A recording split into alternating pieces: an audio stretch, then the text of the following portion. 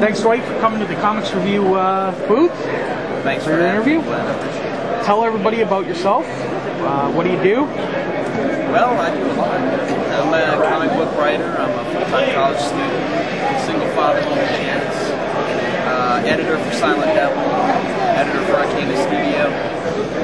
I'm a busy man. Well, we know we've seen some of your stuff in the past, like Dead Men Tell No Tales from Arcana. How did that come about? How well did it do? It came about, I actually contacted Sean O'Reilly from Arcana Studio, and we had the completed first issue for Dead Men Tell No Tales. And editor Egg Embry really was a go-between as far as with Sean O'Reilly. He loved the book, he believed in it from the very beginning, so it did extremely well for Arcana Studio. It completely sold out all 4 issues from the publisher, so issue 1 had a 55% overprint, and we still sold out of it. So awesome! We're very excellent happy to hear. Yeah. But now you're going with the Silent Devil. What was the reason for the switch? That's a good question. I've always believed that you shouldn't keep all your eggs in one basket. And as an independent creator, I wanted to kind of test the waters and see,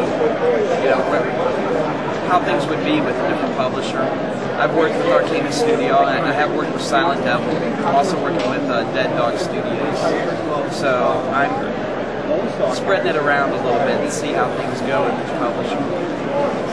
Right. You mainly like to stay in the horror genre. Any background information that would tell us why that is? An ex-wife? No. Yeah, well, if you'd met her, you'd understand that. But, no, I like challenges, and I feel that horror represents a very specific challenge that you don't really get in superhero comics. Superhero comics, you can do whatever you want to with them. It's driven by the art, by the story, or really with horror, there's certain elements that you work with, like in a cinematic environment, such as, you hear that loud noise before something, comes into the picture. Yep. You can't do that with horror. There's a lot of things that you really can't do with horror comics that you can do with horror films. So it's really hard to try to control the timing, and actually scare the reader. And a lot of times you can't do that, but you can make them very uncomfortable. And that's what I try to do. Awesome. I know you're doing some of the stuff for Dead Dog, their new magazine, Cryptic, is it? Cryptic, sorry. Yeah, that's okay. Yeah, Chaz has actually let me do 1 story per issue with Cryptic magazine. I've gotten, excellent reviews of my story, A Zombie's Tale, from Cryptic magazine #1. In fact, there's a film student that's actually making a short film out of it. So I'm really excited about that. I'm really looking forward to seeing it. Awesome. Where do you see yourself in the next 2 to 5 years?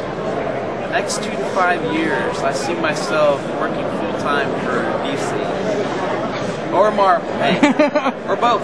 Both. I have no preference. I'll do them both. But the book you've got on the stands right now, that you've got right beside you, is Jim Reaper.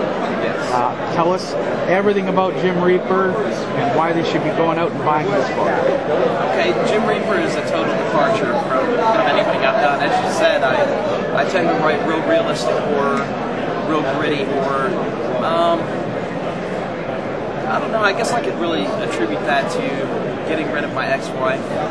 She was a real, you can tell when my writing actually changed from the darker to more light. I have 3 children, so I wanted to do a book that they could possibly read. They're older, 10, 8, and 5. My 10-year-old loves Jim Reaper. So I love irony. I think irony is hilarious.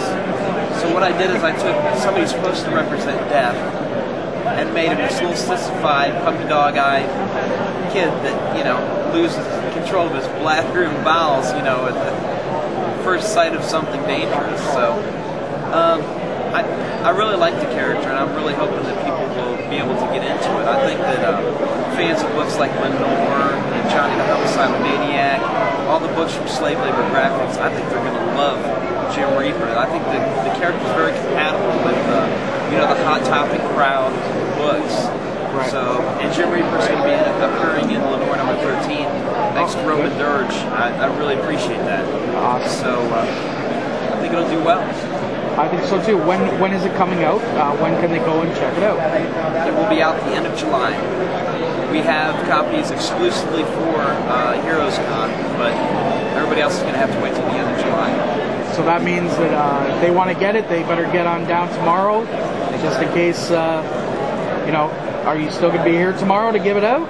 I won't be here tomorrow, but Silent Devil will have it booked. They'll be Awesome. selling it. So. Awesome. So we've got.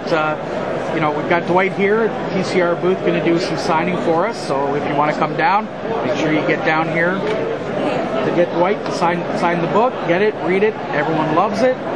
Go on the Comics Review site. There's a review of it, and even we love it. So thanks again, Dwight, for coming by.